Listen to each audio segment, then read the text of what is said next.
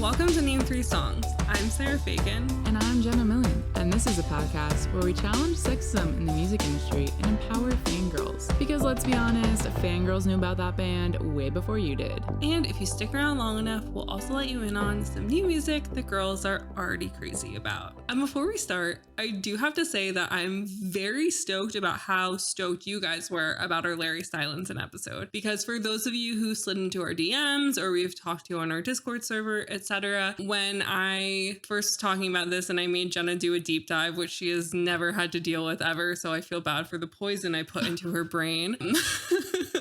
I was like, we're just in a silly, goofy mood. And like Jenna and I were both kind of like, this is going to be super chaotic. Like, who knows how good this episode is really going to be. Yeah. And then as we were reading into it, we kind of realized how much more underlying issue there was than just the fact that this made us feel icky. And I think it was that same thing that our Pete Wentz and Harry Styles episode went really in depth, because you start seeing these patterns in these articles and thinking about like time frames and connotations and, you know, like pop culture zeitgeist and just the world and everything that like goes into like why things happen, which I feel like isn't really something you're thinking about all the time, especially when you're taking part in fandom. And so the fact that you guys were really excited about that made us really excited, because we love talking about all of this stuff, obviously. And it's always exciting when like an episode that we're not really expecting to goes off. Yeah, and the funny thing is too, like even doing that episode, honestly, I think I learned a lot more listening back to it and then having conversations with you guys and like thinking even more critically about the discussion. Because when we did it, we were very much in the mindset of like, this might be kind of crazy, don't know what's gonna happen.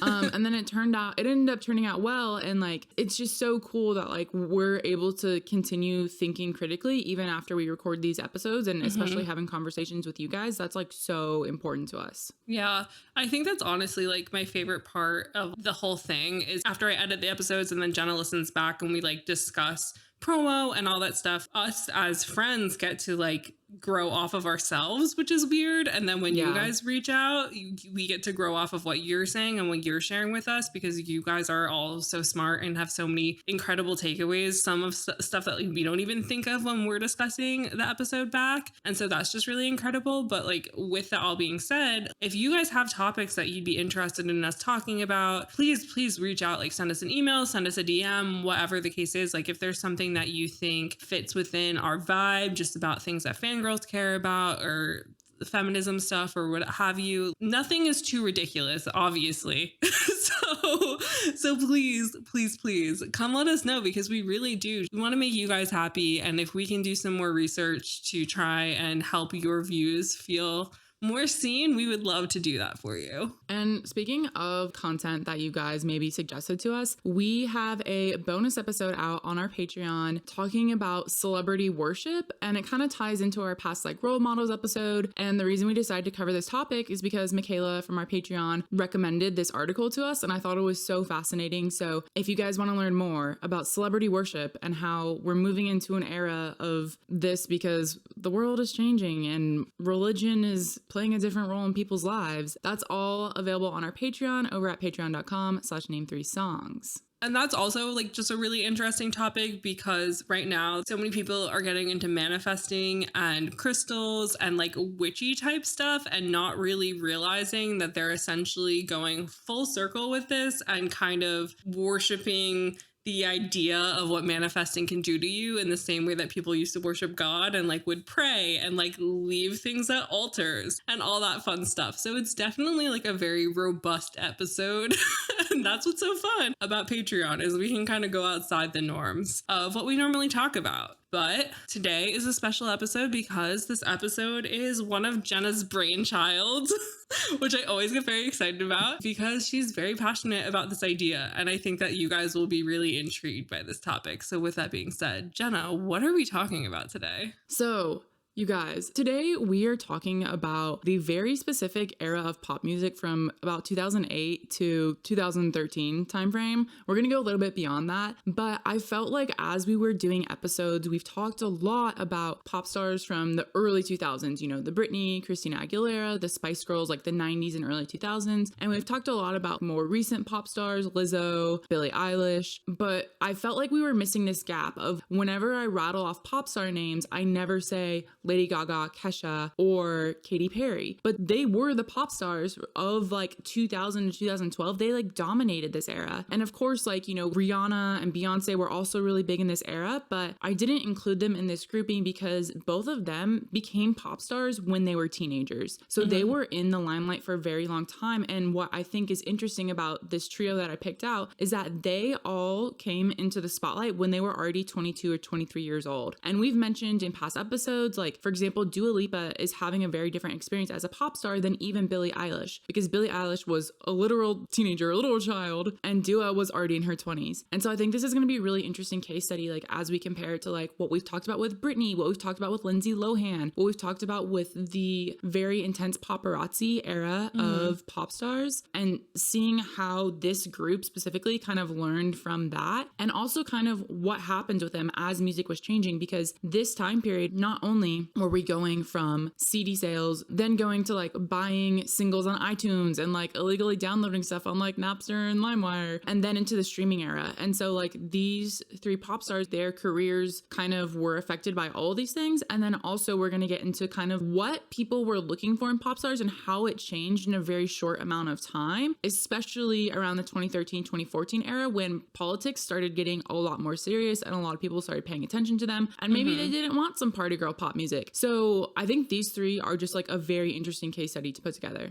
Yeah. And I think the thing that is so interesting, and something that we have touched on a little bit in regards to like Dua Lipa specifically, is that when you become famous in your early 20s, you have more of a support network outside of just your family. Like, you've had real life experiences, you've already started dating, you have all these things, so you're not going to have as many screw ups in the public eye. And so the thing that was so kind of funny to me in doing research for this was that I did my normal thing, which is like go down the tabloid route in my research of like trying to see how these women were discussed in TMZ or Daily Mail or what have you, you know. And because they're mainly have the bulk of their fame in America, it's going to be more like TMZ than Daily Mail sort of situation. It's kind of boring because they all know what they're doing, and they all also kind of like learn from those before them, but also because since they weren't teenagers when they're coming into fame, there is no space for that virgin whore dichotomy. There's no space for that conversation or anything of that ilk. And so these women are already actualized. They've already figured out who they are. They know what's going on. You know, they understand a bit, even if they don't have any fame or music industry experience prior to them skyrocketing to fame, they still have a better understanding because their brains are more formed, they're older, et cetera, et cetera. And I do just find it really interesting when we think about this, because it's like, while they were kind of like the white girl, it girl, pop girls of that time, this trio, because they were such big deals. Like, all three of them were very unexpected pop stars because, again, of the conversations we've had in multiple of our episodes of like what the expected formula is for a pop star. And it's kind of like they each had a different persona, but sing like not even them singing, but like the sound of their music all kind of had enough to do with each other that they could all be referred to as the pop stars of that time. But like Jenna was saying, like, pop music was changing, the world was changing, but nobody really realized how much all of this was changing and how much the want and need for pop music to not be what it had been. Yeah. What I'm getting from what you're saying is that instead of being virgin whores, they were just whores.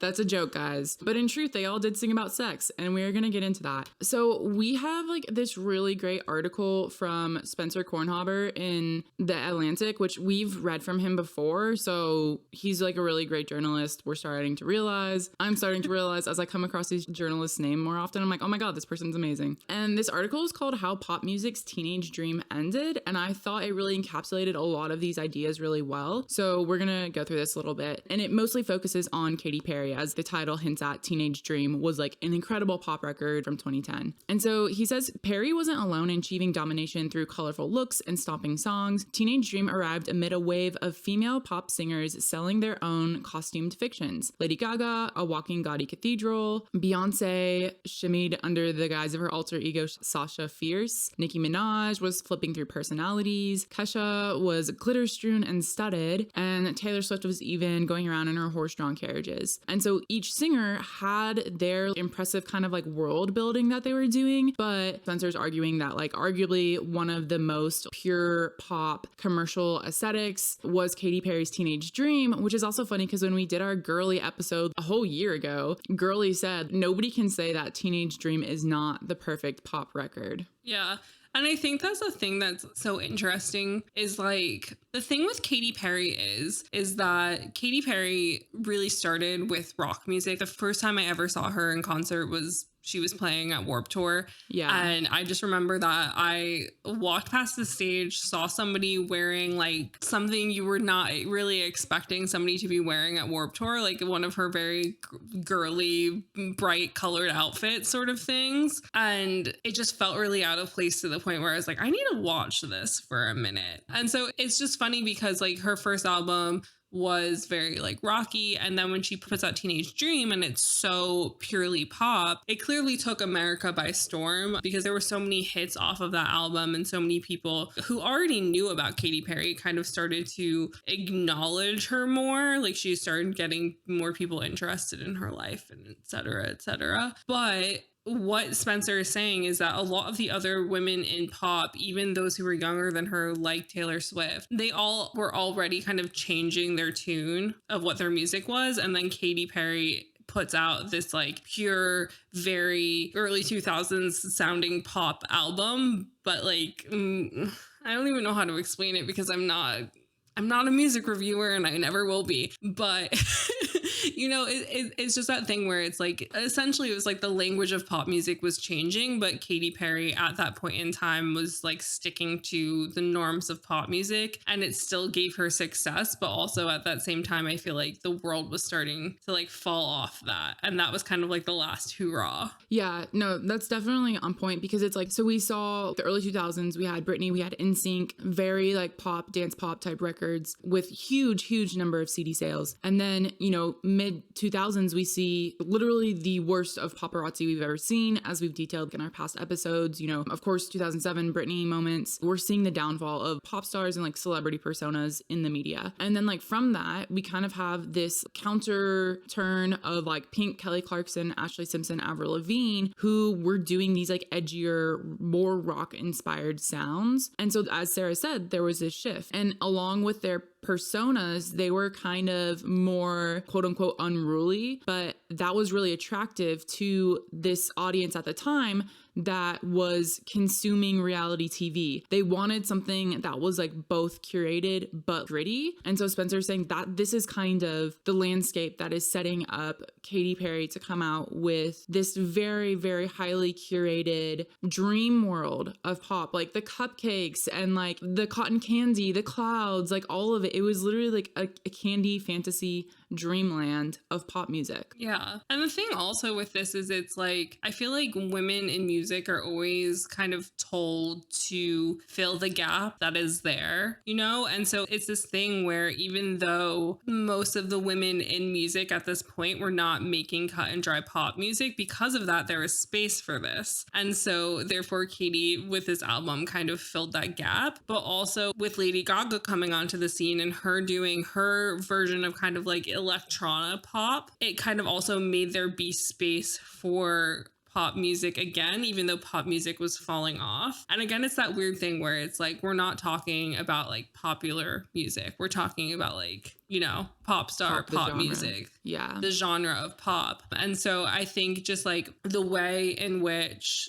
Spencer's talking about this in this article is it basically seemed like because of the fall off of interest in like the bubblegum sweet pop music and like the upstart of these grungier women making music and that becoming like more popular music, there was this hole in music for campy pop stuff, but people needed to make it more interesting because like people were bored of pop music, basically is like what it feels like. And I feel like that's what happened was like Lady Gaga shows up first with her pop music and she's very camp and out there and her pop music is different. And then Katy Perry comes on and does her Teenage Dreams album, which is like it also interesting when she was making more like rock pop music, when like rock pop is taking off, and she didn't stick with that and she went that kind of camp route. But I think just like the trajectory of Katy's career has kind of been ever changing throughout it, but it's just like these three women that we're talking about today all kind of took up space in this world of just like overbearing campness in pop music, if that makes sense. Yeah, no, definitely. I mean, they all had their personas and they were all different from each other in a way that none of them could replace each other. They were all like had their different personas. And also, while Lady Gaga and Katy Perry did start releasing music very close to each other, I think Lady Gaga was just like slightly a little bit sooner and had built up kind of like a name around herself already. And so Spencer mentioned what makes Lady Gaga different was not only her thundering Euro club beats, but also her persona or lack thereof. Gaga's work overflowed with camp fun, while keeping the singer's true nature hidden under outrageous headpieces. By forgoing any attempts at banal reality, Gaga seems deep. So this was a contrast with Katy Perry, is like Katy Perry also had personas, but it felt like her. Like there was like this almost like ditzy pop star persona to her. And a lot of this article and a lot of the interviews we will read about Katy Perry, they're talking about her as if she's a cartoon character. And she even says like, I walk around in my life as if I'm a cartoon character. So it's interesting that like there are the personas for them, but they feel very different. Katy Perry's feels very shallow, whereas Lady Gaga is like mind bending to the point where it makes you think about it and like you have a hard time understanding it. Yeah. Well, I mean, the thing with Lady Gaga is, and like we'll get more into each of these women in particular later on, but the thing with her is like Lady Gaga is an art project. Like Lady Gaga is this whole thing, you know? And so who she is as a private person and who Lady Gaga is, like while they share a body and like share a lot of things in common, like it's still two different things. And it's kind of similar with Katy Perry, but like in Katy Perry's interviews, I feel like she's a lot more forward about the fact that like Katy Perry as a singer is different from like Katy Perry, the like Katy Perry, like the Pentecostal Christian daughter, you know? And even with Kesha, it's that same thing of like, yes, she kind of was kind of like the not like other girls pop star. And she definitely in interviews was talking about things that you wouldn't expect to come out of a pop star's mouth. But also she's smart and not going out and getting drunk and being crazy and doing all these things. And so it's like who they are in their music is so separate from like who they are as a person, but they're not really hiding that person from the world. And I think that that was really also what separates them from a lot of other pop stars, because even with like Beyonce, like we know about Beyonce, what she gives us, you know, like she's a very private person, but even as a singer, like she's kind of a private person. Or like Taylor Swift, it's like a very different way that they're doing this because again, Taylor Swift, the singer and Taylor Swift, the person have a lot more in common than like Kesha, the singer and Kesha, the person do from like what we were reading. Yeah. I think from the start, and one of the common themes between all of them was that they all reached this point where they realized like they couldn't keep doing the same thing anymore, like both personally and how the American audience was reacting. So Spencer talks about like when we get to the year 2013, he says it's a pivotal moment in mainstream music's trajectory. This was the year that Katy Perry released her album Prism. It was also the year that Lady Gaga released her album Art Pop, and both of them like had singles off of them that did well, but like the overall album kind of like lost steam from their previous albums. And he's saying that at this time we're also seeing Lorde come to the front of the stage, you know? And like the initial impression with Lorde was very much the same initial impression with Billie Eilish. It was like, oh my God, this person's so young and they're doing that. Like they're doing this thing we've never heard before. And then Beyonce's out here putting out a very raw and real record talking about like Jay-Z cheating on her. And so there was like this brutal honesty to it. And so it was like these pop personas couldn't keep up with that anymore. We were already seeing the shift to something totally different. And then on top of that, as Spencer says, we have a broader social and political developments. Black Lives Matter, the Me Too movement, the election of Donald Trump, all of these proved impossible to ignore even for the most frivolous seeming entertainers. And so it's like their records were kind of all like escapism records. It was like a fun dreamland you could go to, you could like be super carefree, and it was great. But like now that there's all this real world shit happening, people like don't want that. They have too much to deal with. They can't escape in the same way that they used to. And I think the other thing is like throughout music history, we see these trends happening every few years where it's going to flip one way and the other. Yeah. Like music's going to get real serious and then it's going to go back to being light and fun and then it's going to get real serious again. And we're going to keep seeing these trends. Yeah. And I think like that's the thing is it's like when the future feels so unknown and like so confusing and so much is changing so quickly, it's like people kind of want to go to music that feels similarly to what they're feeling. And I know that that might sound weird with the state of the world today, and especially how much a lot of us have like refound our love or rekindled our love for pop music over the past 2 years. But I think that right now there needs to be joy, whereas then it felt like there was work that could be done. If that makes sense. Like right now, a lot of us just feel helpless and there's not much to do. Whereas at that point in time, in like 2013, 2014, like you're feeling the world changing and you're feeling like there's work to be done. And you're also kind of like, I don't want Katy Perry or Lady Gaga or Kesha to be telling me what is going on in the world because of like the way that they came onto the scene. Yeah. You don't take them seriously in the same way because of these outlandish personas, because of the type of songs that they were singing when they first came onto the scene. And so when they're trying to put out these more artsy albums, when they're trying to show growth, which normally people are like really excited about, at this point in time, we're kind of like, we don't really want to be hearing from you at all. Because there's no room for escapism right now, because look at how much work needs to be done. But there's also no room from like me all of a sudden deciding that like you're not an escapist artist. Like I don't know how to handle this.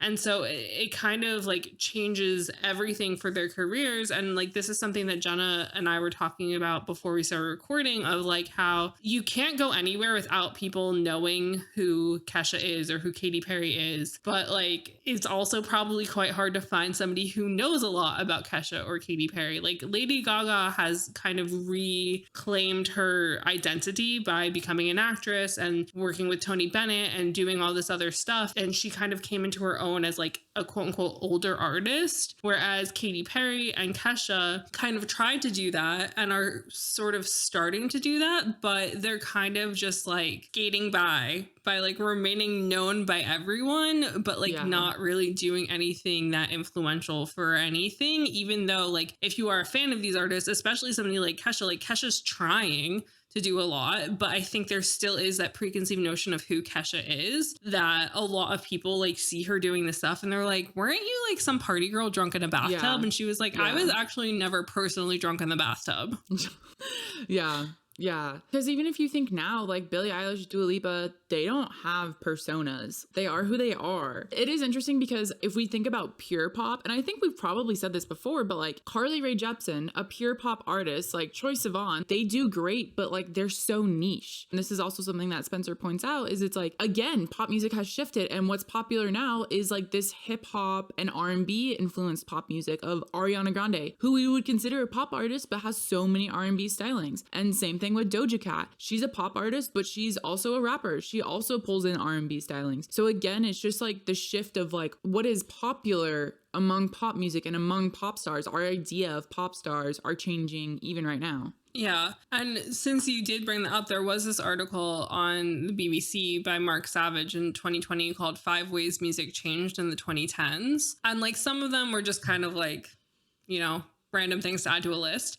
But the like main things that I did find interesting that I think really correlates with like how the like Katy, Kesha, Lady Gaga of it all is that like the memorable hooks of a chorus weren't like as important to music. And so you can think of songs like Katy Perry's Dark Horse, where it's like there's the buildup and the anticipation and like to a climax, but there's not really like a chorus that's going to be that like earworm, that thing that you're constantly singing or all that stuff. And so I hate when this happens. I'm like, they quoted someone in this article and I don't know who they are. Give me 1 second.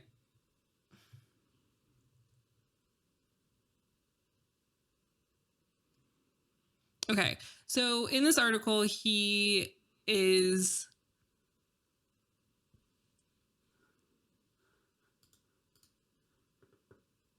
quoting, I don't know if he interviewed or he's just quoting from a book or something, but he speaks to both a songwriter called Charlie Harding and a professor of musicology called Nate Sloan.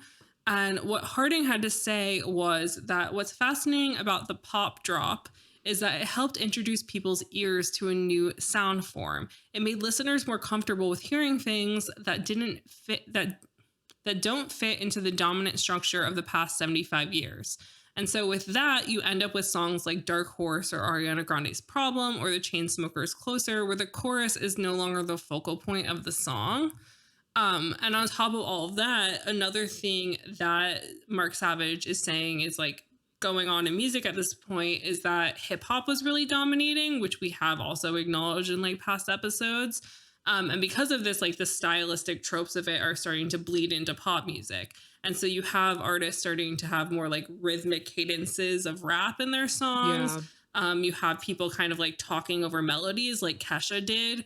And so music is really changing in these ways where it's just like it's taking things from the past, or it's changing to the point where pop music isn't as rudimental as it once was. And there's a lot more to it. And I think that's also like why everything was changing and why there was room for then artists to come out of things like Lorde or for Beyonce to like change her sound and that sort of thing, because people were kind of being secretly prepared for pop music to like change, because these producers and such were like, people seem bored. What do we got to do? We got to put in these things that people are having interest in so that we can still make pop music just like in a different way. It is interesting that, for lack of better terms, people have flop eras. Because like for someone like, so Katy Perry, like, I mean, her Prism album like was received semi well, and then like her more recent album called Witness, it's not the latest one, but I think it was like around 2017. It did like pretty bad. And then Lady Gaga, like art pop, and then she did Joanne, which like did well, but it was like a complete different thing for her. And so it's kind of like, and then Kesha also of course has had her ups and downs. And it's interesting because it's like, no artist is ever going to put out something, no artist of that level is ever going to put out something that they're not proud of, that they think isn't going to do well. And it's like they have a team of producers working with them. A lot of times the top producers in pop, like all around. So it's like, it's so hard to predict like what is actually going to stick or not. Because like as much as you can try to like read into trends or follow trends, like sometimes some things just don't stick, and it's a combination of a lot of things. Like we just said, it's a combination of the politics at the time.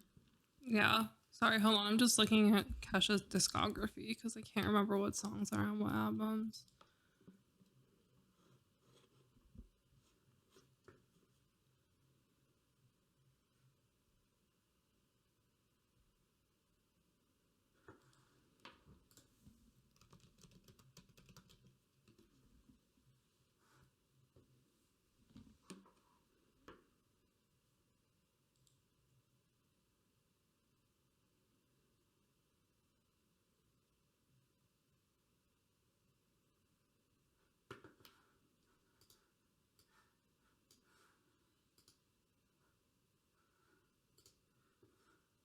Okay. Yeah, and I mean like, sorry, can you repeat the last sentence because my brain went. I was saying that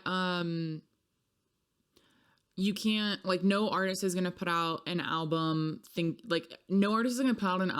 that it's not their best work. And even if they try to like follow the trends, there's no way to predict whether or not it's actually going to stick with audiences. Yeah. And like whether or not they're going to have a flop era. Yeah.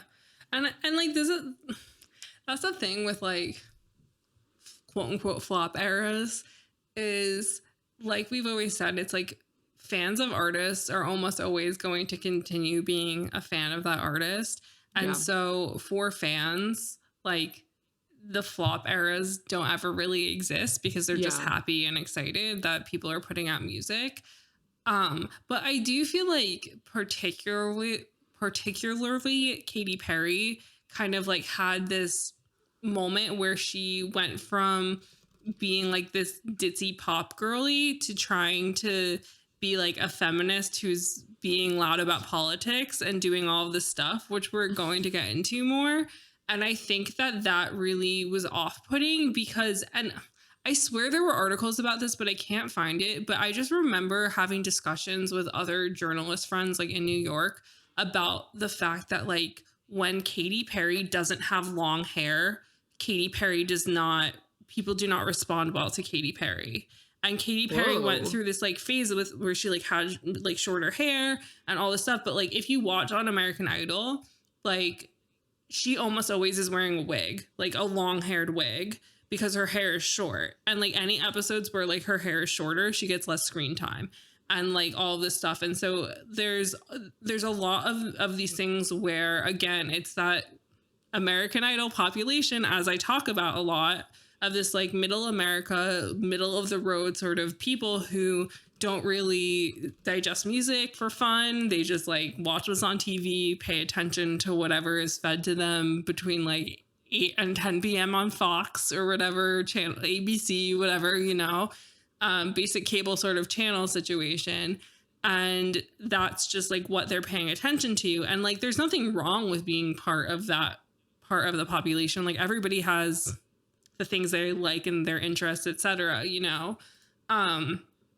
But because of that, it's like, they're not going to answer well to like a woman who looks like she's going to be strong and is going to stand up to you and all that sort of stuff. And I feel like that's also where like this disconnect with Katy Perry started happening, was people started being confused about her. And I think it's kind of similar with Kesha in the way where people had such this idea of her being a party girl and like, oh God, sorry.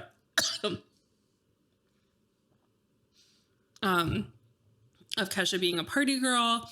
And so the fact that like when she came out with her allegations against Dr. Luke, and then she started trying to make more serious music and be taken more seriously, and kind of discussing how she kind of took her Kesha persona a bit too far, like that party girl idea too far. Like the world, like at large, was kind of less on board of the Kesha train. And it kind of was just like a lot of people seeming to be confused because they're like, what do you mean you're not like all about glitter and partying? Yeah. I think we can get into like each of them now, but I'm not sure if maybe we should just go with how it's laid out. Should we just go Kesha, Katy Perry, Lady Gaga? Or we've been talking about Katy Perry a lot. Should we do her first? But you just finished talking about Kesha, so should we go into Kesha? I don't know. I feel like it might make sense to do Kesha, Katy Perry, Lady Gaga, because it's kind of like least famous to most famous. Yeah. I like ending with Lady Gaga because she's the most interesting. Okay. Yeah. Okay, so I'll segue. Yeah, so with all that being said, like, let's get into kind of Kesha's history a little bit here, because the thing with all three of these artists, as I said, they debuted. They came onto the scene when they were either 22 or 23 years old, but all of them had already been working or trying to work in the music industry since they were basically 17, 18, in one way or another. For Kesha, she like got signed to Dr. Luke's label when she was 18. She kind of got tossed around for a while, like wrote for a lot of people, did a lot of songwriting, but like didn't have a chance to do anything of her own. And then, I mean, basically the same thing happened with Lady Gaga and Katy Perry. Katy Perry got dropped from 3 labels before a 4th one finally signed her with a very low, a very low advance fee, because they were like, we don't want to invest a lot of money in her. She's already been dropped 4 times. And then finally, like, her album came out and whatnot. And then Lady Gaga as well, like, she had been songwriting a lot. She always wanted to do like performing or in some kind of way. She knew this is what she was gonna be doing. She had like studied art history for a minute, then she was like performing in jazz clubs, but she was also signed and dropped. So that's again like another reason why they came onto the stage like a little bit later in life, and part of it being because it was so cutthroat for so many people like trying out for essentially the same role of a pop star. But among the 3, Kesha's the one who doesn't come from as stable of a background. I think she comes from a single parent household. She was on like welfare, like food stamps growing up. She lived in her car at one point when she was 17. But the thing is, like, when No, I'll say the thing is, she's actually like really, really smart. She scored a 1500 on her SATs. She was like auditing college courses when she was still in high school. But people don't know that. Just one side note. At this point in time, for those youths who listen to the podcast, the SATs only went up to a score of 1600. So scoring a 1500 was good. There we go. I didn't know. So I was just like, sure, people are saying this. So I'll just let you interject that and I'll say like, yeah. And she was also like sitting in on like college courses and stuff like that. So like she's really smart, but decided she wanted to go the songwriting route. Her mom was a songwriter as well. So she kind of like grew up with that music influence, but like people would not know that she's so smart from the persona that she came out with. Yeah. And I think that that's what is so intriguing about Kesha is I was obsessed with her, like so obsessed with her. I will link some photos in the show notes. I dressed as her for Halloween one year. I just dressed as her for fun when I was bored in my house. Like I was obsessed. I used to wear feathers in my ears, like in my ears. I used to wear feathers in my hair. Like I was 100% obsessed with Kesha. It's actually funny that we're talking about this right now because like I guess they had just announced the Bamboozle lineup for like 2010 like a couple days ago because my Facebook memories were like, oh my god, Kesha's playing Bamboozle, all my prayers have been answered. So I was like very hardcore on the Kesha train, which is so funny. But the reason why I was so obsessed with Kesha was because like she was like she was everything I thought you were supposed to be like cool in music because of like me growing up in New York and all my friends getting to go out and party and stuff and my parents having like the strict curfew and like being like, you can talk to bands, you can do whatever you want, but if you're not on that 11:48 train home, we're never talking to you again. It's just like Confessions of a Teenage Drama Queen.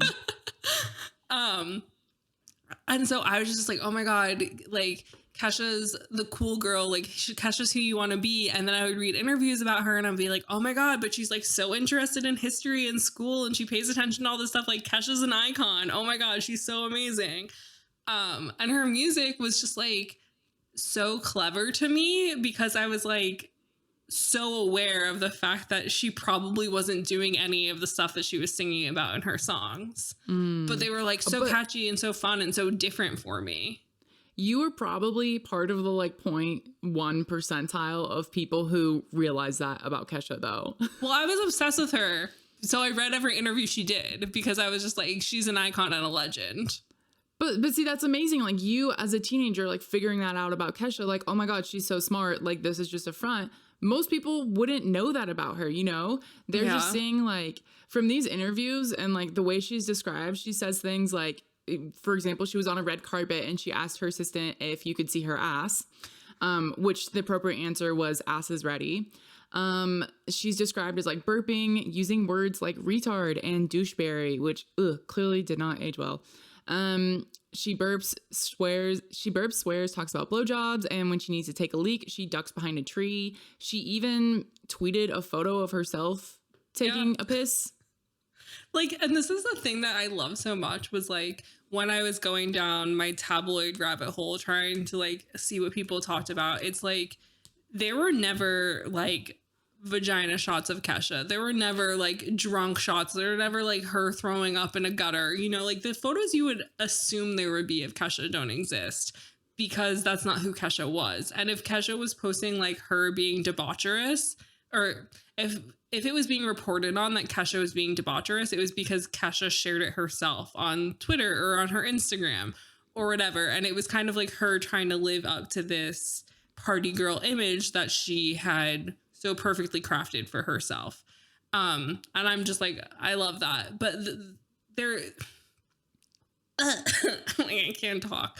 But the other thing about Kesha that I just find so intriguing, I think would be the right word, is it's like she definitely was like one of the boys or whatever you want to call it, like whatever was cool at that time. And she definitely would like talk a big game, but it also was always so clear that she was smart. And I just remember also at that Bamboozle that all my friends were like, oh my God, Kesha can't sing. She sounds so drunk. This is so bad. This is horrible. And I'm like, that's the shtick.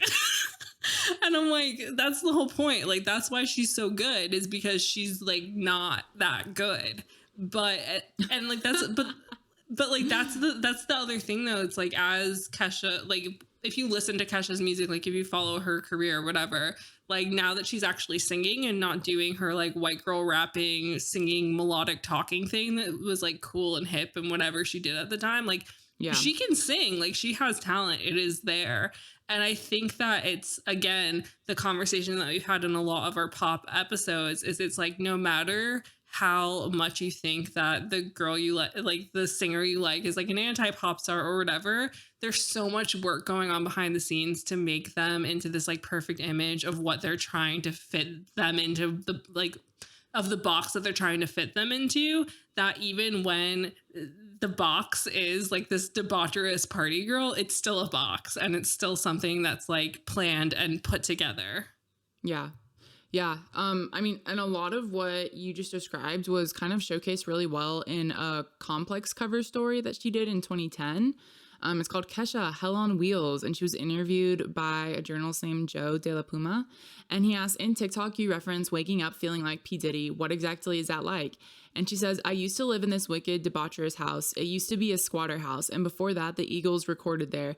It was right next to Jim Morrison's house. And it just had this wicked energy. I used to have these epic jam sessions. My hot friends would come and we would drink wine and play music until the sun came up. One morning, I woke up surrounded by all these beautiful, young, talented girls who were like my best friends. That's where the line came from. Who else wakes up surrounded by 7 hot girls? P. Diddy was one. P. Diddy was the only person I can think of. So it's like, even like in these interviews, she's just like, she's giving so much like chaotic energy. Like this is her persona. But at the same time, he asks like, what's a tame night for you? And she says, it's not like I'm out every night getting crazy fucked up. When I said the party don't start till I walk, that just means that I can have a fucking fantastic time no matter where I am or how much money I have. Sometimes. And then she says, like, sometimes she just stays in and watch Eastbound and Down and drinks wine with her friends. So it's like she's showing us two sides of the coin, but it's kind of like in such a bizarre way that no one like can really take her seriously. Mm-hmm. Well, as somebody who like for a large portion of my life was like that friend who was like, I don't need alcohol, I'm good. Like I think that basically Kesha's whole thing is that like, I am the party. The party is me. Yeah. It doesn't matter what's going on. Like, I like to have fun. I like to dress crazy. I like to put glitter on my face. I like to do whatever. But most people can't correlate partying and having a good time without thinking about drugs and alcohol and like debauchery, you know? And so if you are living that like fun, crazy lifestyle, but like not taking part in narcotics and alcohol and what have you, it's like the only way in song really to express this is to express it in a way that normal people are going to understand. Like she's never said that in those words, but that's the vibe that I'm getting. Yeah, no, that does make a lot of sense. And I don't want to be like, her songs were so relatable, but they were anthems of the time. Like whether or not, like I was like 12, 13, being like, singing along to her ridiculous ass songs. Like I could not relate when I was that young. But she also did say that she said, I guess she told this to Us Weekly. Which one? In 2012, she also did say, quote, I do feel like there's an element of what I'm doing that is about where I come from, which is working class. I was never a cool kid. I was never hot in high school. I was never popular. You don't have to be perfect to be rich. You don't have to be perfect to be rich, and you can still be successful. And I think it's more that thing of like, she was the relatable girl. Like anyone could be her. It wasn't like Lady Gaga's like art couture hoe, like you had to be on her level to like understand it. Kesha, like anyone could understand that. Yeah. And I think that's what really set her apart, because again, like we were saying, like the it girls of the pop sphere at the time are like Lady Gaga, Katy Perry, and Kesha really. And like on top of Lady Gaga's like art house, Lower East Side girly vibes, you have Katy Perry, who's like super production heavy, super like Barbie-esque Yeah. like style, you know, very bright colors, all very produced or very seemingly produced. And then Kesha just feels like some girl who got lucky from like making a mixtape in like her sorority house, you Which know? she did allegedly sneak into Prince's house and leave a mixtape in his front room. Allegedly. She says it's true, but the Icon story's a little behavior. ridiculous. Icon behavior. But with all this being said, like she was also, like we said, like one of the boys, like being very like masculine about things, like not being ladylike in the traditional sense, like in any way, shape, or form. And then like we get to 2018 and she does an interview with ET. I don't know who she's doing an interview with. It's just in ET Canada. Should I just like skip that part? Yeah. Cosmo. It's Cosmo. Okay, so we get to 2018. She's doing an interview with Cosmo. And she's like talking essentially about how she was like projecting this persona to hide her insecurities while she was adjusting to this literally like overnight fame. She said, I thought I had to be very tough and really strong and portray that I didn't give a fuck. And that was just not the case. I was pretending like everything was great all the time. And then she goes on to talk about like her latest album, like Rainbow, is really cathartic and like a healing process, especially like after the lawsuit with Dr. Luke.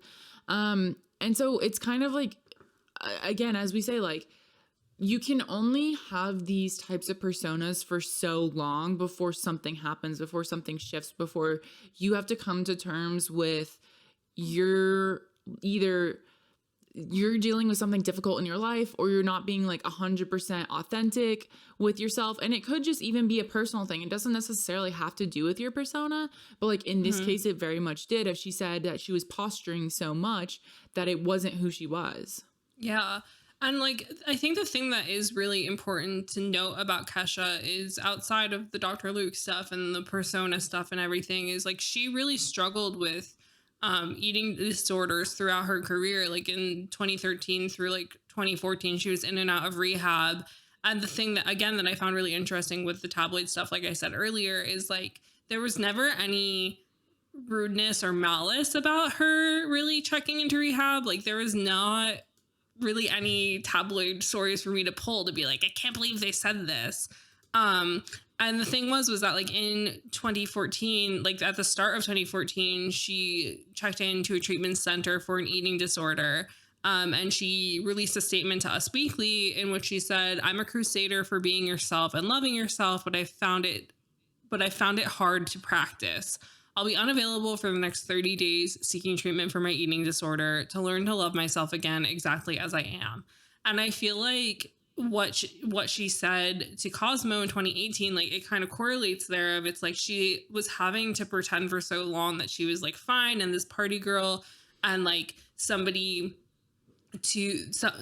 who anybody could be like this is you and your friends, like everybody can be like Kesha, you know, but at the same time also having to be in the spotlight and stay out of trouble and all those things that she was successfully doing, but she like wasn't loving herself, and she was just kind of like putting her head down and going to work basically, which like nobody should be having to do when you're living most people's dreams.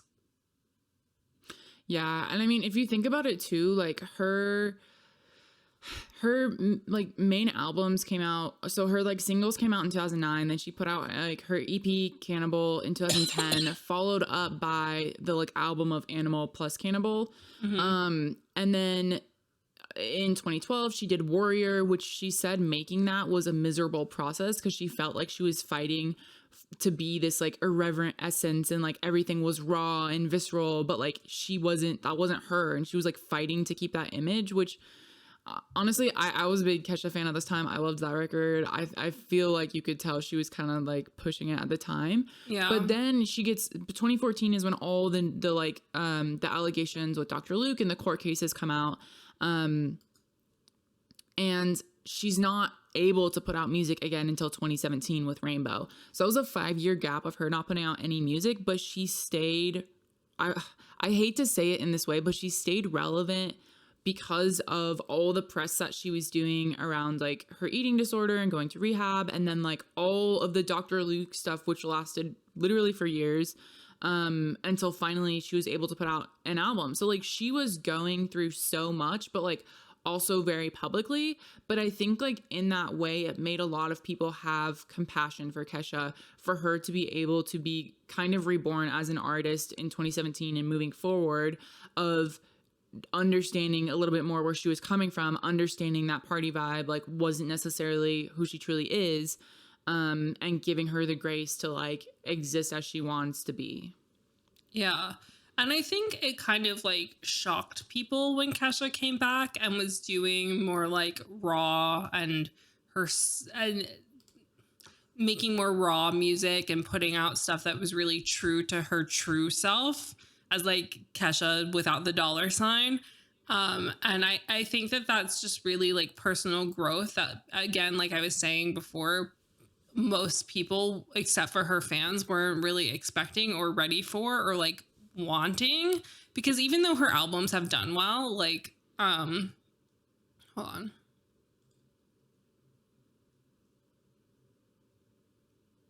like her 2020 album High Road charted at number 7 on the Billboard Hot 100, and Rainbow, which came out in 2017, charted at number 1 on the Billboard Hot 100. So it's not like she wasn't having chart success and anything like that. But again, it's just that thing of like your fans are going to be your fans and your fans are going to back you, especially when you've been through something so harrowing and like terrifying. But I think it also just goes to show that like,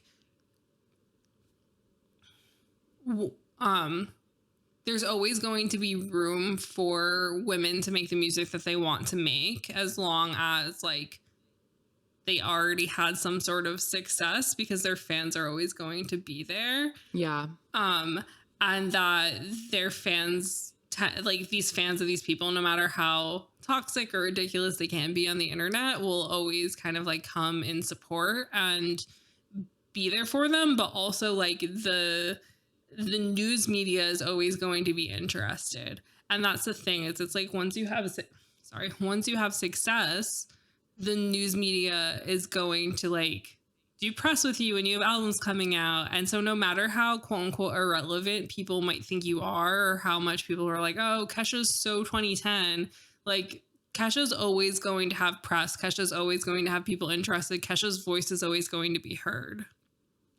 Yeah. Yeah, absolutely. I mean, I think that's the common theme through all of these. Like, like they're already such A-lister names that they are not gonna like fall from grace unless they like literally just disappeared. I'm trying to think of like a way to segue this into Katy Perry. I can maybe do it.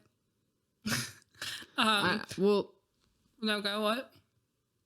Go ahead. I was gonna like, I don't know. I'll see if I can do it. Okay. Well, I think that kind of like the fall from. Oh no, go. I had a thought. Okay, go, wait. Go. And I mean, if we're thinking about like how their careers have kind of shifted, like we mentioned earlier, Katy Perry is like on American Idol, and like I just feel like she's on American Idol to stay relevant. Like, and of course, like she wants to give back to the younger generation of artists, of course, right? But like being on American Idol for that long, like it's a very specific type of audience. It's very, as we always refer to it as like general America. Like there's nothing special about like an American Idol audience. And so that's kind of her niche now, which is really funny. But I mean, she didn't start out that way. And as we mentioned before, like she was signed to 3 different labels before she finally was allowed to put out music. And like she left home when she was 16. She like got her GED. Like she literally dropped out of college to start doing music to like move to LA. Dropped out of high school. GED's high school. Oh, did I say college?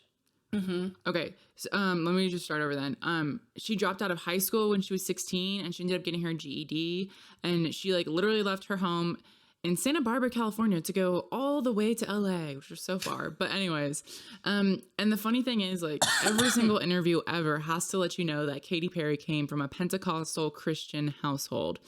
But beyond that, we hold on, let me just think for a second. I need to like transition. You're fine. But beyond that, she was fighting to put out music for a few years. She's talked about how she was put in a situation where she was told that it was between her and a few other artists and like somebody was going to get cut, and she ended up getting dropped. And so again, it just goes back to that mindset of it's a survival industry. You have to survive. And so when she finally was able to put out I Kissed a Girl, her A&R, the A&R person she was working with, Chris Anokute. I'm just not gonna say his name. I'm saying the A&R representative that she was working with said that I'm just going with this. Nobody at the label believed in the record. He says of I Kissed a Girl, they said, who's going to play this in the Bible Belt? Our head of Top 40 Radio, Dennis Reese, who is the one who made our head of Top 40, our head of Top 40 Radio, Dennis Reese, was the one who made everybody believe that. At that point, we just had to put it out because Katy was on her way to getting dropped again. And already Capitol Records had signed her, quote, on the cheap, like for cheap, because she had been dropped. And so this was literally like the last chance. And if you think about it too, it's like the landscape, as we were talking about, like probably nothing was like as edgy or crazy ridiculous as I Kissed a Girl. And the fact that it became like such a huge hit, I don't know. I still don't Very get telling it. of Like, the time. like, I love that song. Like, don't get me wrong, but I still don't understand how that happened. Maybe the people were wanting something a little edgy. I mean, they already saw like Lady Gaga being kind of crazy. They were like, because it's funny because it's like, it was Lady Gaga, Katy Perry, and Kesha. So it's like, we were just following the party trend a little more each time. But like, I think the thing that was like so intriguing about Katy Perry was that like Katy Perry looked like a doll. Like Katy Perry looked like a toy. She was very like doe-eyed, had like the Betty Boop kind of styling. Yeah. You know, it was very like 60s pinup girl, ditzy bimbo sort of vibes. Like Jenna said already, like the whole her whole vibe was very cartoon character. Betty Boop, like I said.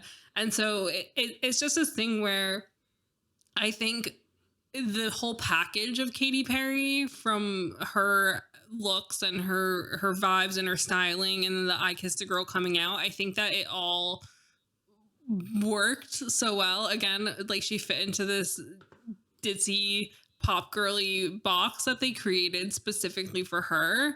And I think because of that, that's kind of why I Kissed a Girl did well and had that success. And then Katy Perry kind of continuously released overtly sexual songs that were kind of tongue-in-cheek, but like not tongue-in-cheek in the same way that Kesha was tongue-in-cheek, but like tongue-in-cheek in that like everybody knows that a Katy Perry song is about sex, but like she's never 100% saying that it is. Yeah. And she's very much like sexualizing herself and all that sort of thing. And I think that that's just interesting when you think of it, like putting it next to Kesha's not sexualizing herself, but all of her songs are about getting dick basically. Whereas Katy Perry's like very much sexualizing herself, like as we've seen like the imagery of like the whipped cream tits and like the fireworks coming out of her tits and like whatever about her tits, you know, everything's it was focused like, it was fun on and that. quirky. Yeah.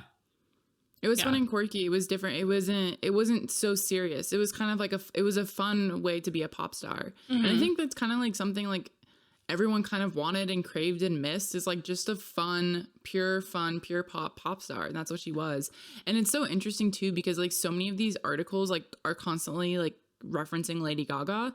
And so she was on the cover of Billboard in 2010, and Monica Herrera was writing that it's safe to say that Perry isn't thought to be as self-directed as Lady Gaga, who endows her every move with an air of performance art. And then they go on to get a quote from a singer-songwriter, Greg Wells, who says, Katy's smart enough to realize that she's perceived perhaps without the weight of someone like Gaga.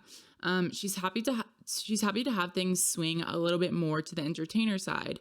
And so I think it's interesting that we have this comparison, because like Katy Perry like was just as much self-directed as Lady Gaga was. Like they both had a huge hand in their writing, a huge hand in like their overall image, but Lady Gaga was like so much more abstract that she's seen as like couture art, you know, Yeah. versus Katy Perry is like dumbed down. This is just a fun, good time art. And because of that, it's more entertainment than it is thought provoking.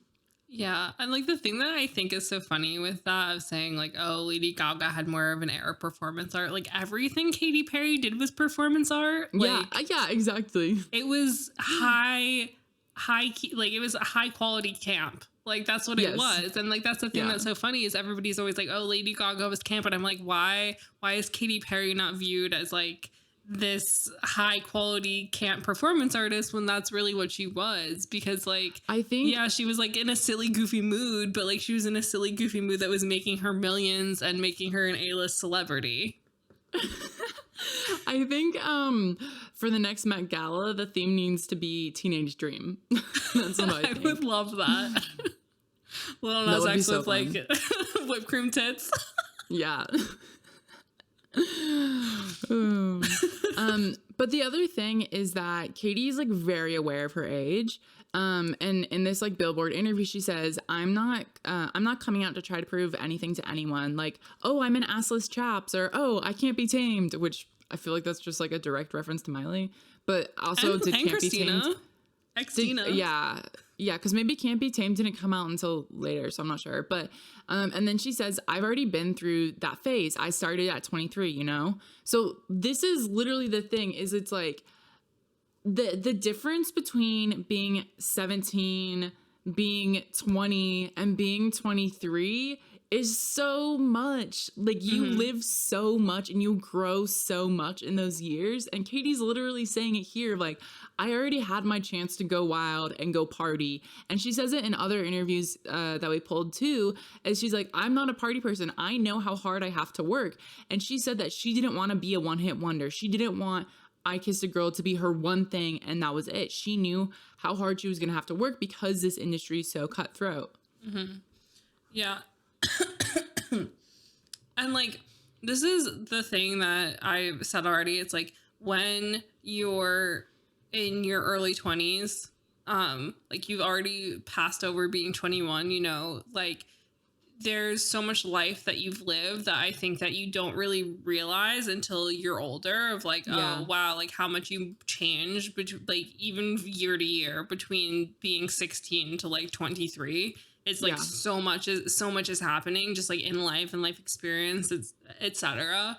that like it's so much easier to be a pop girly. It's so much easier to have success in pop music. It's so much easier to like figure yourself out and like not allow yourself to get lost in the fame, lost in the sexualization, lost in all these things, and like stay true to yourself no matter what type of music you're putting out or whatever.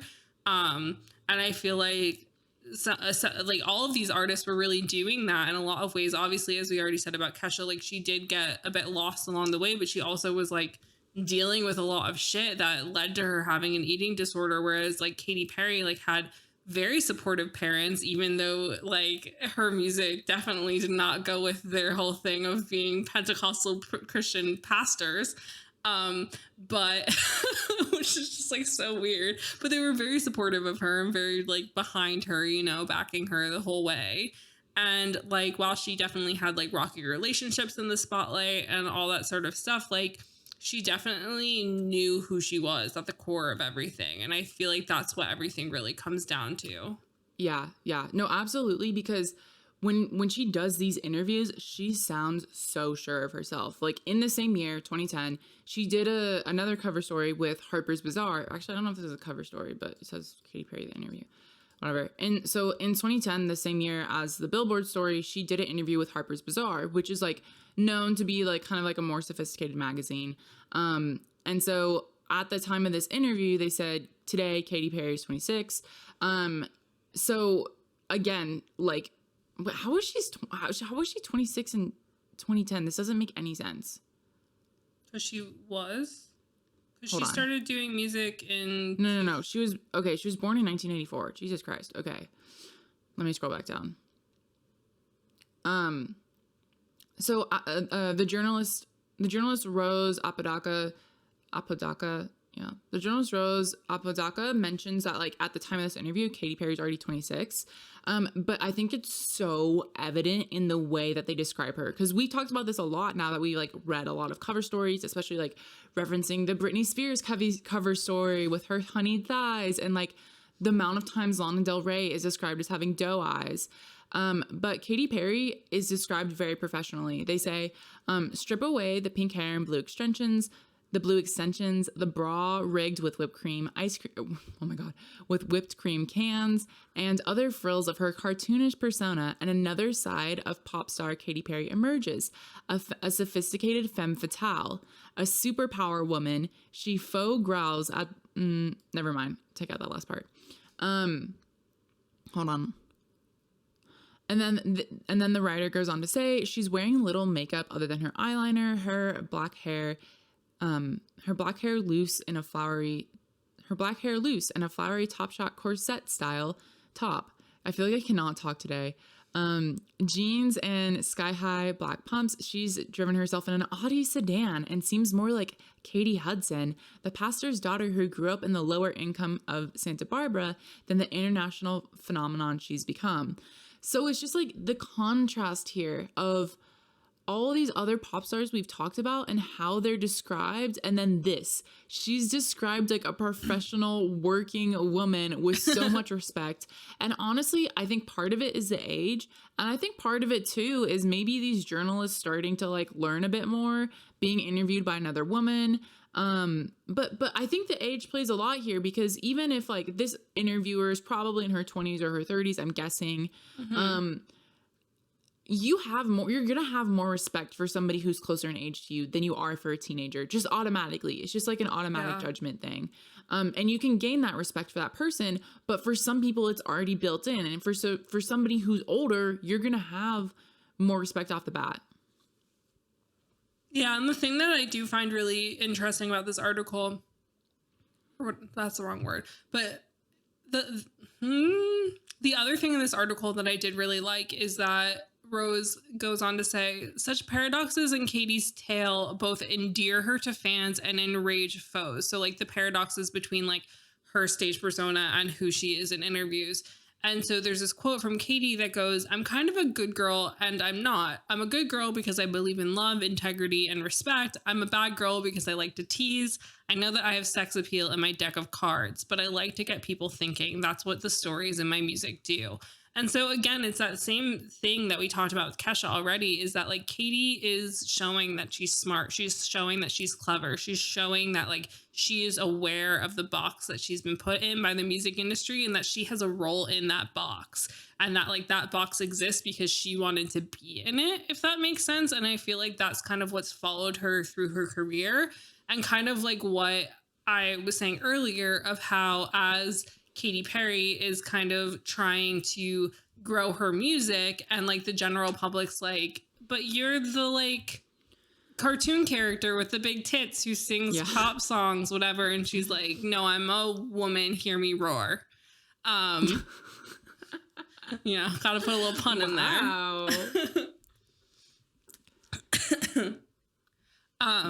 But yeah, and at the same time, she's like, why can I not speak now?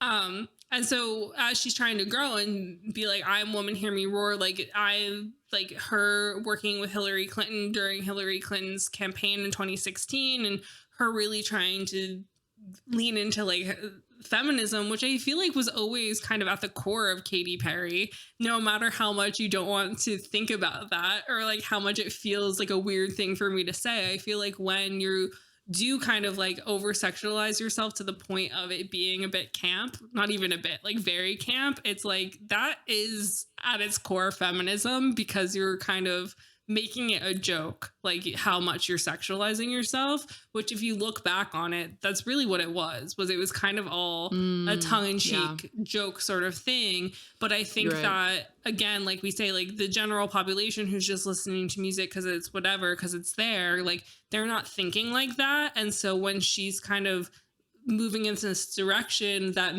does, in the grand scheme of things, make sense for her to be moving into this more like feminist direction, this more like inward thinking direction in her music, like average people aren't going to view it that way, and they're going to kind of be like, what do you mean you were smart this whole time? Yeah. No, that's very true.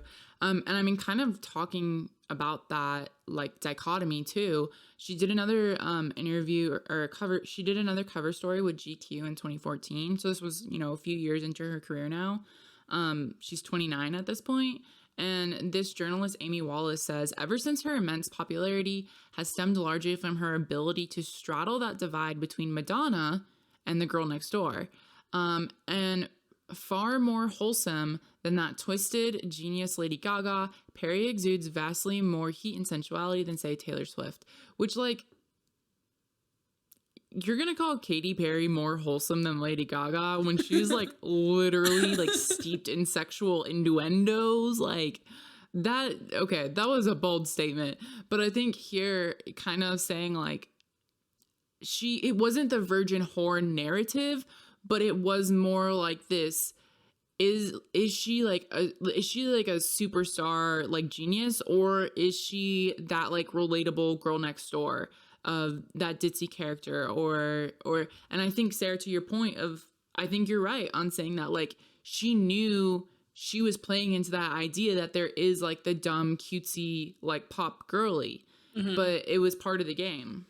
Yeah, it was definitely always like a for show sort of thing, and I think it is quite intriguing because I feel like also, no matter, even though Katy Perry is so famous, and again, it's that it I feel like there aren't, and like this is just me making broad strokes because I do have friends who are like very big Katy Perry fans, but I just feel like the way that Katy Perry has super fans is way disconnected from like how most other of these people have super fans. But also I just might not know the right type of people. But like, I mean, I did have a friend who used to go meet her like all the time when she was in New York, so like I don't know, like I just don't, like it just never, like I don't ever see Katy Perry fans being angry on the internet. Like that's never taking up my Twitter feed. Like I've never really seen that. But like back to also the whole age thing that we were talking about, it's again that thing where like the tabloids, sorry, my phone keeps going off. The tabloids didn't have that much to talk about when it came to her. Like there definitely were those articles again about like her in a bikini, like leaning over, and oh my God, is Katy Perry chubby? What's going on there? Is she pregnant? Like the pregnant stories didn't really happen that much, but I mean like any story about her that was like a tabloid, quote unquote tabloid story or a news story, is always about like her relationships or her quote unquote feud with Taylor Swift. But Katy Perry's always been like a very open book when it comes to a lot of stuff. So she was very open about her rocky relationship with Russell Brand and their failed marriage. And like, she was always very open about her feuds and her issues with other women in music and like all of these things. And so there was never that much for her. Like she never had to like really deal with those same things that the pop girlies before her had to deal with. And I just feel like it's quite interesting because I don't know per se if it has to do with her age, but I think that like I don't think that her age has anything to do with like why the Daily Mail isn't trying. I think that they definitely were trying because obviously there are paparazzi photos of her. There are paparazzi photos of Lady Gaga. There's paparazzi photos of Kesha out there, but because she came to fame older, she's less likely to screw up in public. She's less likely to like do something that's going to like catch her up. I mean, I feel like probably one of the most memorable things of like anything she did that was kind of like she had to face backlash for was like her performance where she dressed like a geisha and did a whole like Japanese thing And everyone was like, excuse me, ma'am, what are you doing? And so it's like, she's always like been, and like in that way, she was like so oblivious to like the cultural sensitivity of it all.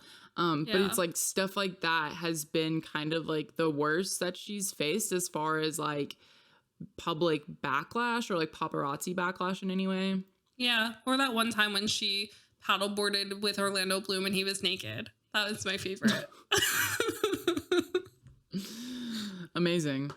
Okay, should I transition to Gaga? Yeah, I think so.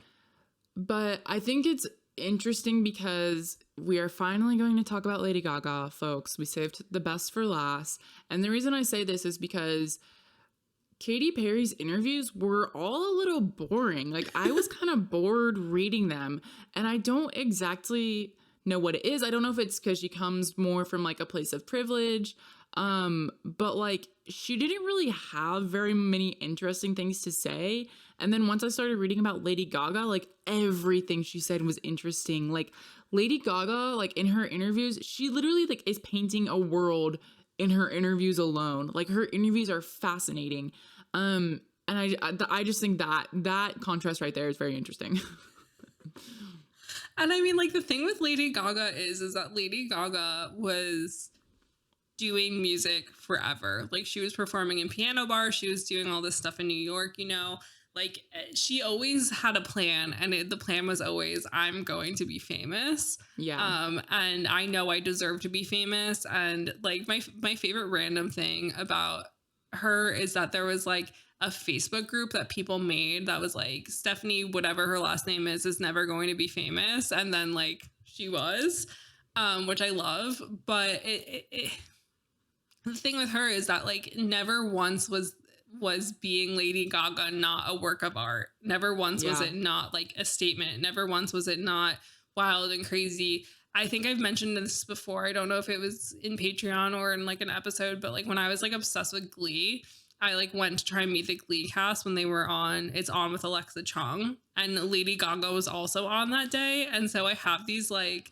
paparazzi-esque photos of Lady Gaga, and it's when she had like that really short kind of like bob, like stark cut off like bangs and things. And she was just wearing like this beautiful dress and I think like shiny shoes.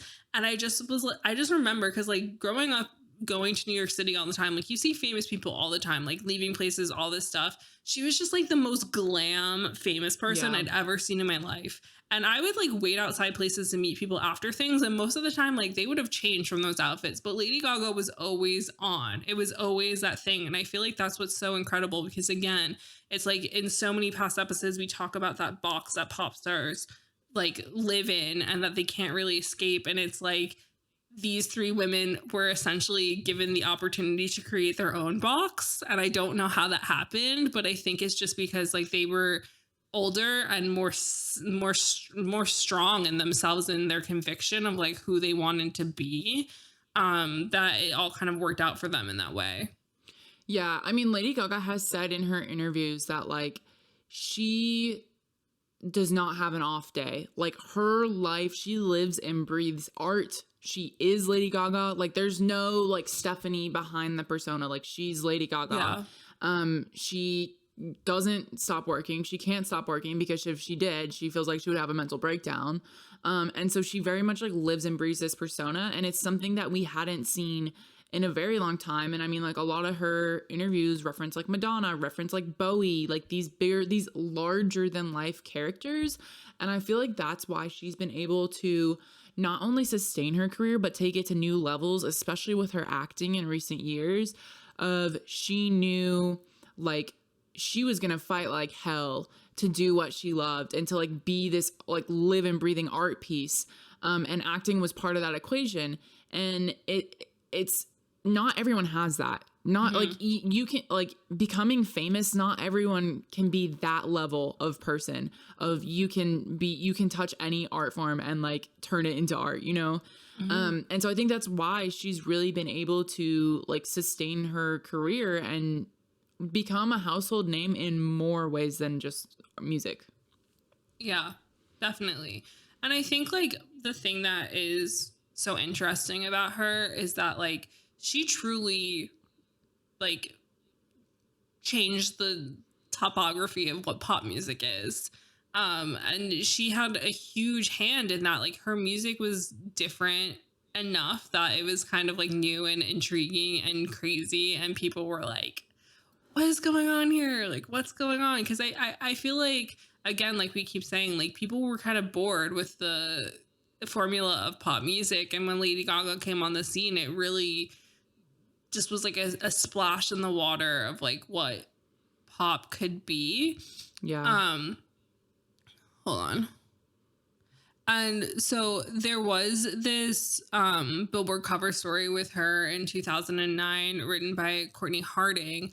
And in that article, Gaga says that she doesn't want to be underestimated or written off as merely a pop songwriter. And she goes on to say, I think most music is pop music. The mark of a great song is how many genres it can embody. It's about honesty and connection. It's about honesty and connection. Look at a song like I Will Always Love You. Whitney killed it as a pop song, but it also works as a country song, a gospel song, everything. If I can play a song acoustic or just on the piano and it still works, I know it's good. And I think that that's like what, like, that just really explains perfectly like what Lady Gaga's music really was, is that like it encapsulated so many genres in one. And I think that that's why no matter what has happened through her career, like, she's always made good music. Yeah. Hold on, I'm just like reading this quote.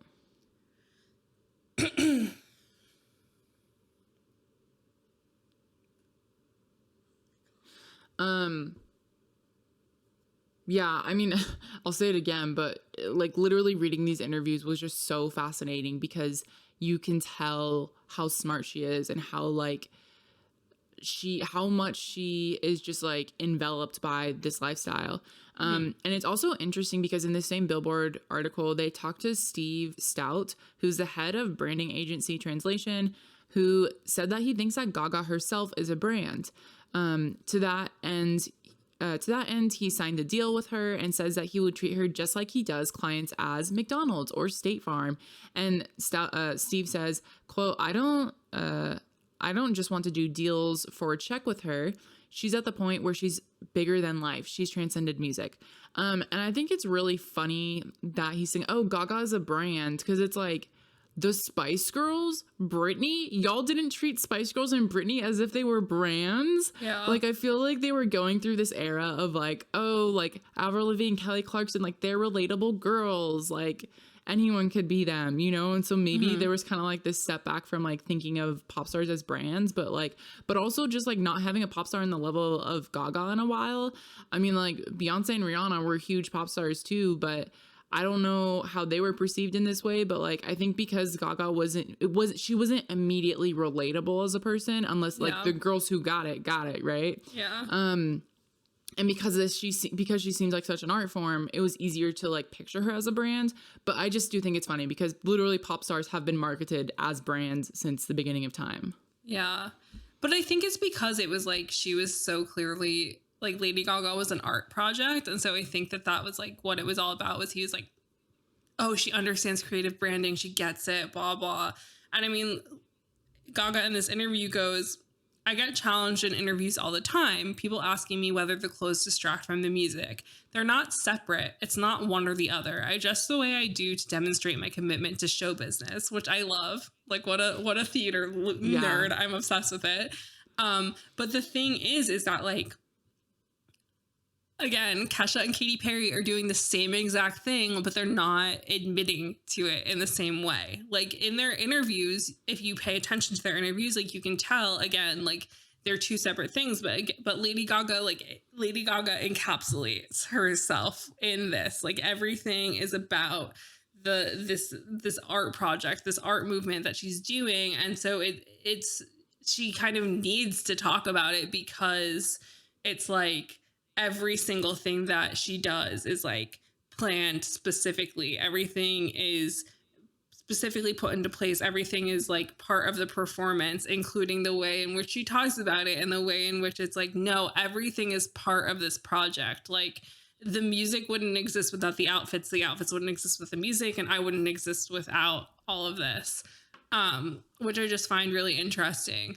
But like the one thing that kind of also that I haven't mentioned yet, but like I just was scanning this article and Perez Hilton's name came up, is that Perez Hilton was very on team Katy Perry and Lady Gaga. He hasn't been brought up in the Kesha thing articles, but I feel like he was also quite kind to her. And I think it is interesting that even though like you guys know I hate Perez Hilton, like he's a garbage, horrible human, but I think it's quite weird that he was like friends with Lady Gaga and Katy Perry and like would write nice things about their outfits and all this stuff. And Lady Gaga would even mention him like in interviews and stuff and be like, oh, my friend Perez. And I'm like, gross. Because he was like so nasty to the pop girls before them. Yeah. And I think it's weird that he was, I mean, it makes sense that he was aligning himself with them, but I think it's just weird when like his narrative still to this day is like, I don't think I ever did anything wrong. Like blah, blah, like I'm not a bad guy. And it's like, you fucking were. And so it's just interesting because I've said before, like, Perez Hilton could have been like the like on this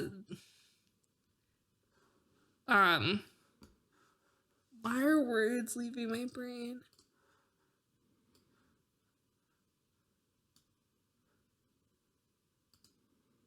Like Perez Hilton could like was the same age as like Lindsay Lohan, Britney Spears, those people that he was being horrible to when he could have been their compatriots. And now that these like younger women are coming up, but they're like older, so it's like not creepy, he's kind of like befriending them and being positive about them. And I feel like, again, that just brings it back to this weird tabloid thing that's going on where, yes, they were being reported on, yes, their outfits were being written about or whatever, but nothing was super outlandish in the tabloid land. And it seems it's just weird because it's like they've never once ever like given interviews to sites like TMZ or Daily Mail or anything like that. But it's hard to not feel like everything was like a calculated performance art thing, including TMZ articles. Well, Paris Hilton is literally just you said Paris, Perez. Paris Hilton was literally just Gossip Girl for number one. Of like bullying the cool girls, but then like realizing he didn't get as famous as he hoped to, so then befriending the next generation of cool girls. So yeah, very much definition of a social climber. But yeah, it is like really weird that like we couldn't find anything like paparazzi wise or like tabloid wise that was like very damaging to them. Mm-hmm. And it's probably again that reaction to what happened in like the late 2000s. And again, just saying like the age has a lot to do with it. Cause I mean, like also Lady Gaga did a cover when Lady Gaga was on the cover of Rolling Stone and also in 2009, they go into talking about how, at a point in her life, she kind of like, she had dropped out of college. She was living on the Lower East Side of Manhattan, like without her parents' financial support.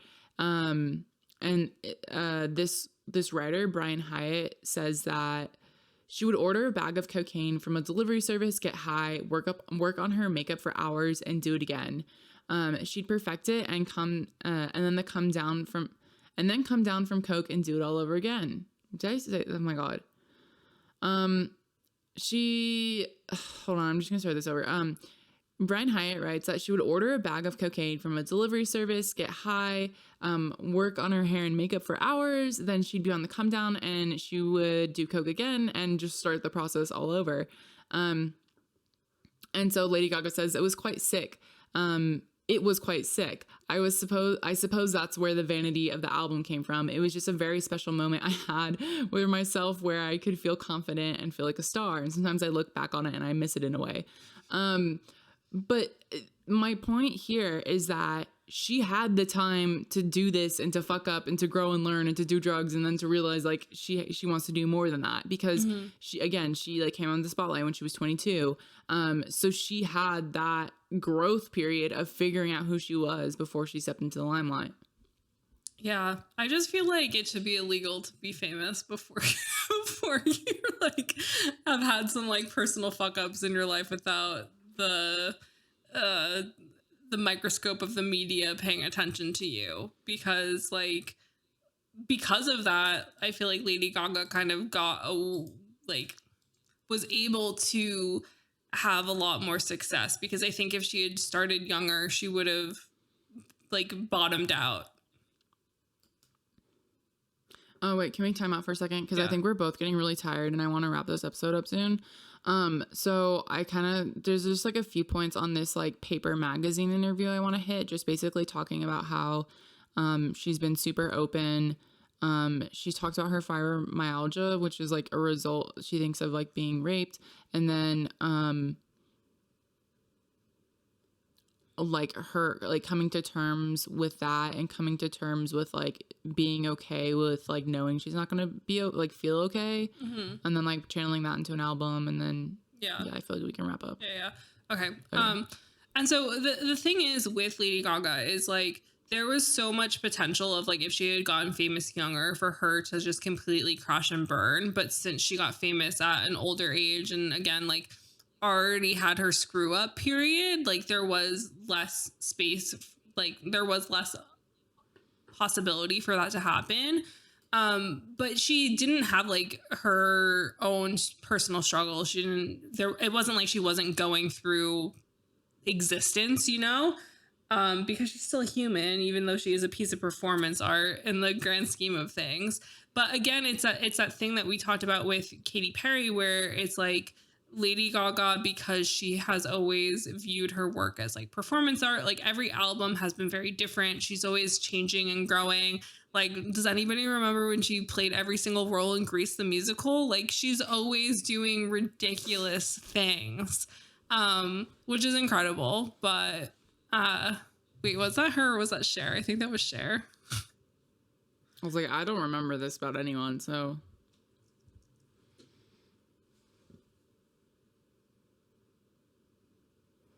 Okay, never mind. That was Cher. I think. Let me rephrase that. But like, because I mean, everything that Lady Gaga did was performance art. Every album that she did, and I think sometimes like she was way ahead of like what the world was ready for.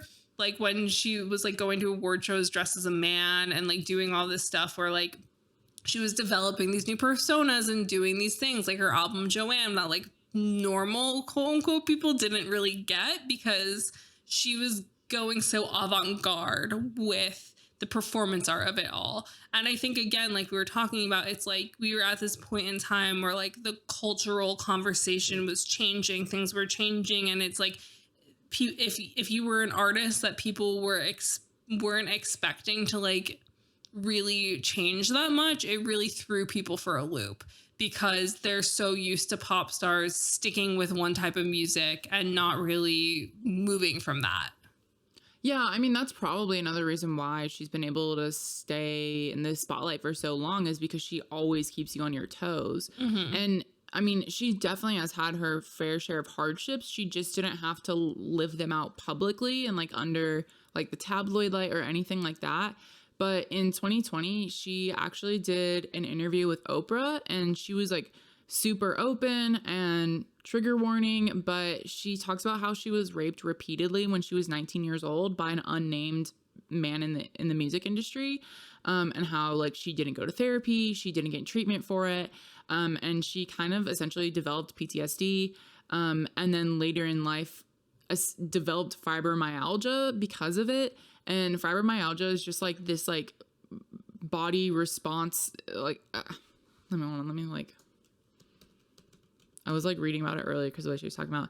And fibromyalgia is a disorder characterized by widespread musculoskeletal pain, accompanied by fatigue, sleep, memory loss, and mood issues. And like basically researchers don't know why this happens really, but it has to do with like signals in your brain and stuff like that. And so some people say like it's a trauma response of like this is PTSD from that event in her life. And so she was like so open about this and talking about how she had to work through this And she dealt with it a lot when she was working on her most recent album, like Chromatica. And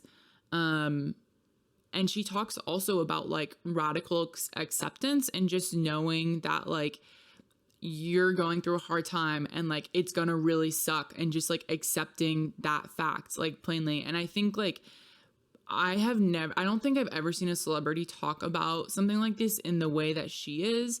So just like raw and open, but also from a place of, I went through this, I'm still going through this, I'm not okay every day, but like I've come to accept it. Because I think for a lot of pop stars, like it is really hard to go through difficulties and be very public about it at the same time.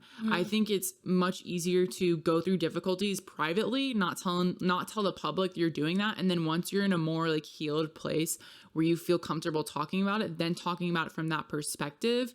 Because it's just too hard. It's just too hard to be open with the public on that level if you're dealing with some like real shit.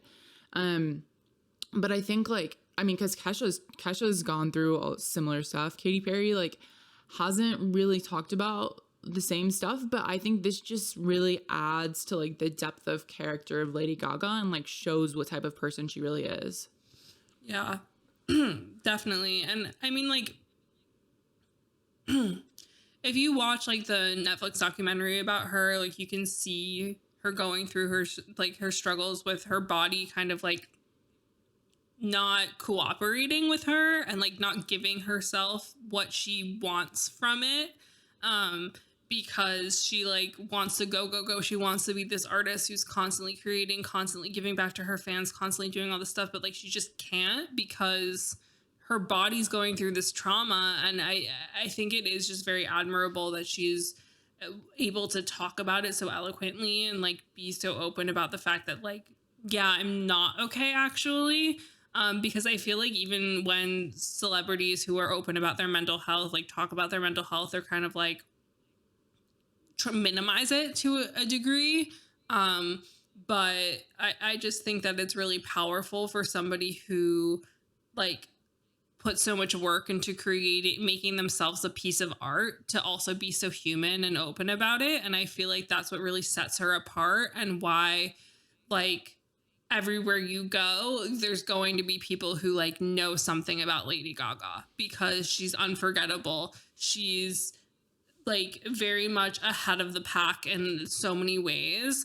And like, again, even though she was doing similar music to these other women and was in the same sort of thing, and like we already said, like they were all kind of doing performance art, but Lady Gaga was the only one really talking about it like it was performance art. Like I just think that how self-aware she was and how open and like how wild is like really just like what music, like the injection the music industry needed to it, because like music was boring. Like the 2010s was like fucking weird time for music.